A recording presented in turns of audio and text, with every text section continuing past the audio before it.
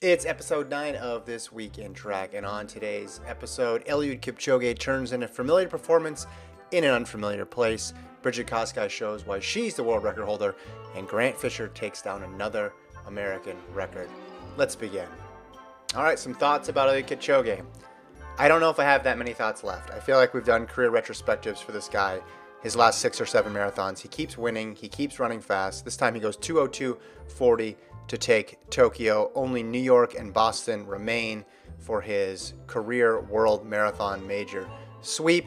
He also obviously has a couple of Olympic titles in there as well, but the goal has really focused in on his career marathon major, which is kind of funny because it wasn't always the goal. He almost added this in at the tail end of his career just because he needed another challenge. How do you know it wasn't the goal? Let's just take a look at a list of career marathons. London, London, London, London, Berlin, Berlin, Berlin. You don't do that if your goal is to spread around all your victories. The career world marathon major was an add-on, and in many ways, his marathon career started off as an add-on because he was pretty good in the track. Let's look at his track results. Go up here. Gold medal in the Paris 5000 in 2003. Yes, that was 19 years ago. Had other medals as well, 04 Olympics, 08 Olympics, then hops over to the marathon and takes off from there. He keeps exceeding the expectation that is put out there. You know, can he run under 2 hours? Yes, he does it. Can he repeat as Olympic gold medalist? Yes, he does it. Can he win a race when his insoles come out? Yes, he can do it.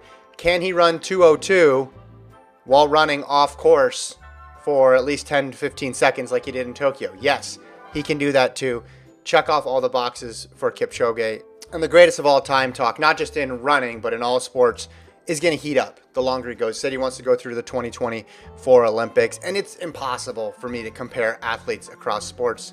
They're so different. Team sports to individual sports.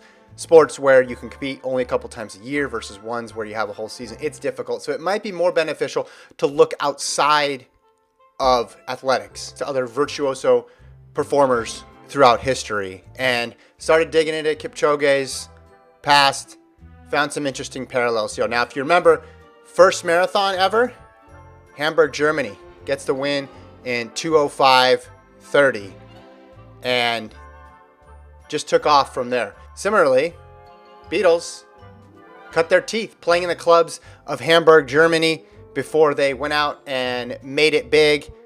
Both have incredibly prolific outputs. Beatles, 13 albums in 8 years. Kipchoge, never DNFs, never DNSs, 18 marathons in the past 9 years. Both of them just are able to churn out hit after hit after hit after hit. Change the game, influence the future. Music's never the same after the Beatles. Is running going to be the same after Kipchoge? I don't think so. And if we go in a little deeper, hey, is he John? Is he Paul? Is he George? Is he Ringo? With sports teams, people always do that. They try to figure out which member of the Beatle is this member of the basketball team. For Kipchoge, it's easy. He's all of them. He's the best of all of them combined into one, wearing alpha flies. Women's race was also spectacular. Bridget Kosgei, 2:16:02. That is the third fastest time in history, and she needed a win. And we needed a 2:16 on the all-time list. We had a 2:14, we had 2:15, and then all the way up to 2:17.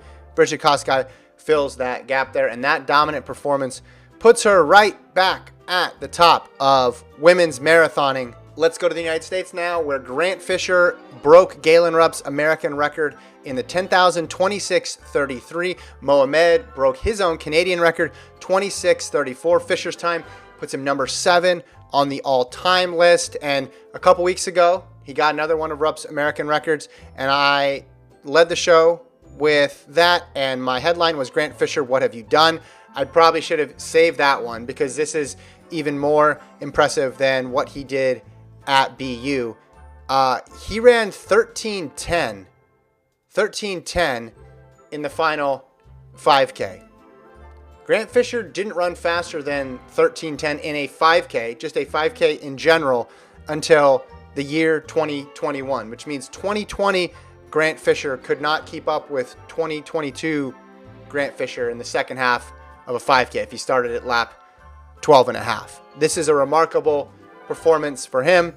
And Grant Fisher, he wants the World Championships to be right now. He wants the indoor and outdoor championships this year to switch places, and in 2 weeks we get together in Serbia or in Eugene, and we just do an outdoor meet. We do not need to do the indoor meet anymore. And on the women's side of things, Elise Craney got so close to the American record, second fastest in history, 30:14.66, just off of Molly Huddle's American record. But she finished ahead of the pacing lights, which were supposed to be set to American record pace, which apparently were just off. And imagine having this conversation with someone 5 years ago. It sounds like this could foreshadow distance running's dystopian future, where the lights get a mind of their own and decide this record's not getting broken today.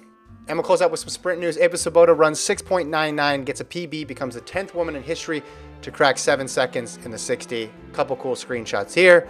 She runs the race, waiting for the time, and everybody wanted the 6.99. Time goes up. You want to wait until it's official, so just hold on 1 second. Then the next shot, she finds out, complete shock on her face. And then the final shot, it's confirmed. She jumps about 4 feet in the air.